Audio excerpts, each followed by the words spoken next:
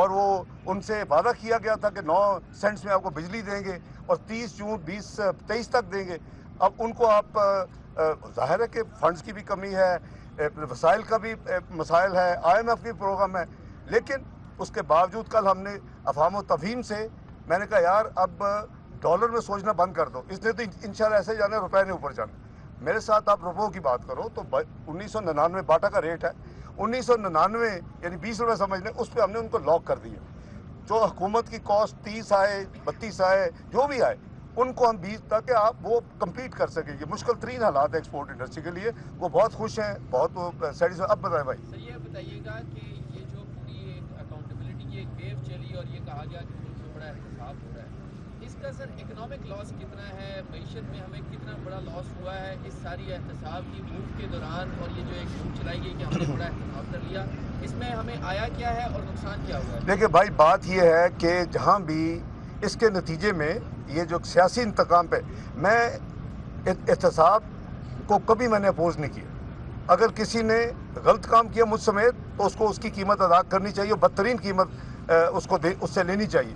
لیکن آپ سیاست کے نام پہ انتقام کریں, آپ حکومت میں ہو تو صبح آ کے پہلے بلائیں DGFI کو, پھر آپ کسی نیب کے بندوں کو بلائیں, یہ فلاں کے خلاف یہ کر دیں, فلاں کے خلاف یہ کر دیں, تو اس کا نتیجہ یہ ہوتا ہے کہ ملک میں سیاسی عدم استحکام آتا ہے جو کہ پاکستان میں تھا, جس کے نتیجے میں یہ حکومت پہ گئی اور تحریک عدم اعتماد جو ہے وہ کامیاب ہوئی پچھلی حکومت اور وزیر اعظم کے خلاف.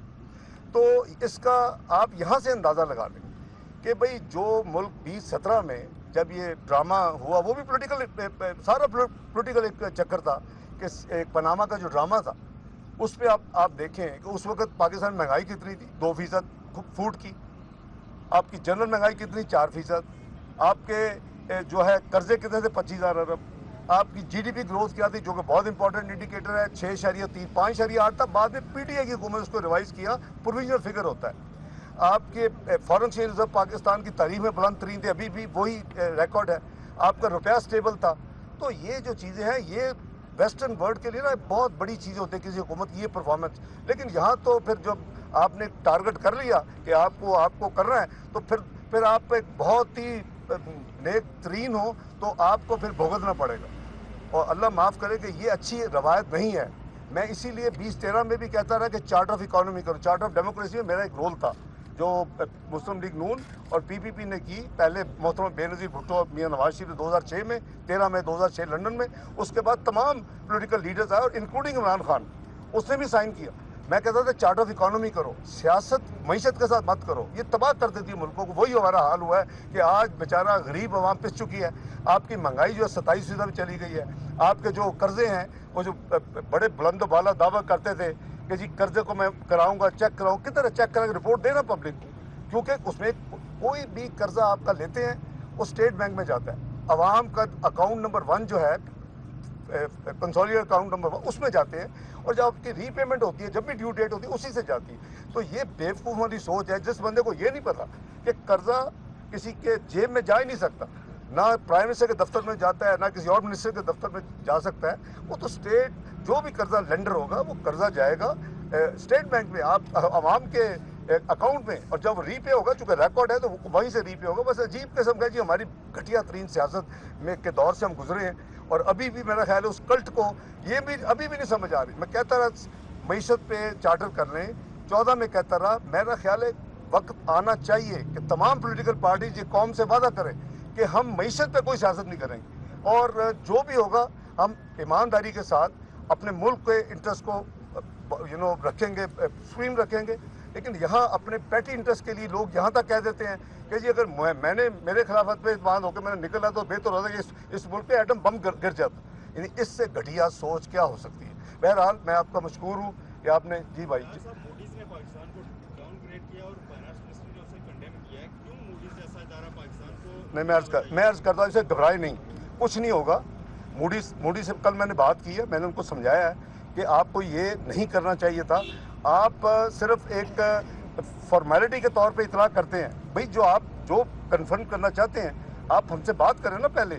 تو اس لیے نہیں گھبرانا چاہیے کہ پرسوں موڈیز نے UK کو, فچ نے, 3 ایجنسیز ہیں Moody's, standard poor and Fitch, Fitch ने यूके को डाउनग्रेड किया, आपने देखा होगा, फ्रॉम स्टेबल टू नेगेटिव।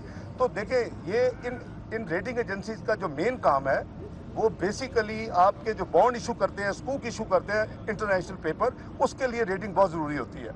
अभी हम उसके करीब नहीं हैं, हमें अपनी इकोनॉमी के इंडिकेटर्स ठीक करने, जैसे हम 2013 में किया। जब करके हम गए थे मार्केट में, तो मुझे याद है अप्रैल 2014 में हमने $500 मिलियन का बॉन्ड फ्लोट किया था, हमें 14 टाइम्स ओवर सब्सक्राइब हुआ। मुझे याद है, मैं उसके बाद वर्ल्ड बैंक 2 दफ़ा साल में मीटिंग होती है, IMF की स्प्रिंग मीटिंग में मुझे हर मुल्क के फाइनेंस मिनिस्टर मुबारक दी, तो 14 टाइम्स। तो इंशाल्लाह उन्होंने किया, हमने भी अपना जवाब दे दिया है। मैंने कल उनको ज़बानी भी कहा, लेकिन उनका प्रॉब्लम है कि एक दफ़ा उनकी रेटिंग एजेंसी का प्रोसेस ये एक दिन में नहीं हुआ, ये को पिछले कई महीनों से वो इस पे काम कर रहे होंगे। मैं अस्यूम कर रहा हूँ, मैं इंटरनेशनल अदारों में मैंने खुद भी ज़िंदगी में काम किया यूरोप में, तो वो अब उनके लिए अनडू करना नामुमकिन था। मैंने फिर उनको कह दिया कि अगर आप ये करेंगे, अगर आपको सिस्टम में गुंजाइश पैदा कर सकते हैं, वो मुझे मिल रहे हैं वैसे कि हर दफ़ा जो भी एनुअल मीटिंग की स्प्रिंग होती है तो ये लोग टाइम लेते हैं, आपको मिलते हैं आगे साइड लाइन पे वर्ल्ड बैंक IMF में। लेकिन मैंने कहा कि अगर आप नहीं करें, इसको रोकेंगे नहीं, आपने मुझे मिलना है अगले हफ्ते, तो फिर मैं बिफिटिंग जवाब दूंगा। तो ये जवाब जो है हमने इसलिए दिया है कि जो उनकी उस ग्राउंड्स दी हुई हैं उन्होंने उस हमें डाउनग्रेड करने की, मैंने उसकी हर एक की चीज़ का जवाब कल मैंने उनको बता दिया था। मैंने कहा अगर तुम नहीं कर सकते तो please then I will be informing before hand कि हम इसका जवाब फिटिंग जवाब देंगे। रिजॉइंडर मैं दूंगा, वो हमने दे दिया। डॉक्टर साहब ये बताएं कि आप जो रेस्टोरेंट से आज स्पोर्ट्स ने कैंसिल भी कर दिए हैं, हालात ये बेहतरी की तरफ जा रहे हैं। मरीम साहब अभी कल नवाज शरीफ साहब से मिली, जज्बाती, आप समझ रहे हैं कि